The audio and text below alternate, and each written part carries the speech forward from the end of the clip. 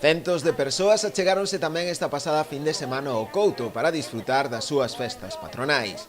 Tras a misa solemne oficiada como de costume na capela de San Bernardo, despois da súa restauración, tivo lugar a tradicional procesión coa Virxen das Dores.